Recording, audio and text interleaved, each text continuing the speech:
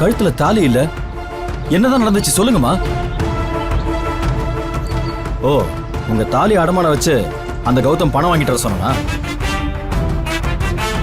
இத்தனை வருஷமா அப்பாவோட சொத்தை தின்னது பத்தாதுன்னு இப்போ உன் தத்துப்புள்ள உன் தாலியில இப்ப கை வச்சானா? டேய், இத பாரு, கௌதம பத்தி தப்பா பேசாத. அவன் ஒண்ணும் என்ன அடமானம் வைக்க சொல்லல. நான் தான் வீட்டு செலவுக்கு தேவைப்படுமேன்னு சொல்லி அடமானம் வச்சிருக்கேன். அது கூட அவன்கிட்ட சொல்லல.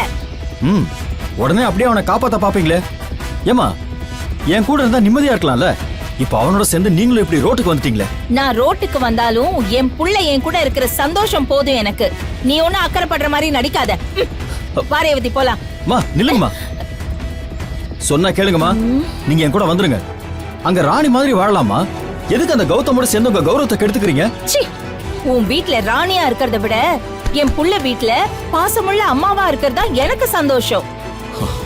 அவனோட இருக்கும்போது பட்டத்து ராஜாவோட அம்மாங்கிற திமிரு எனக்கு இருக்குடா. ஒருவேளை சோறு சாப்பிட்டாலும் அவன் கையால சாப்பிட்டு நான் செத்து போனாலும் சந்தோஷமா இருப்பேன்.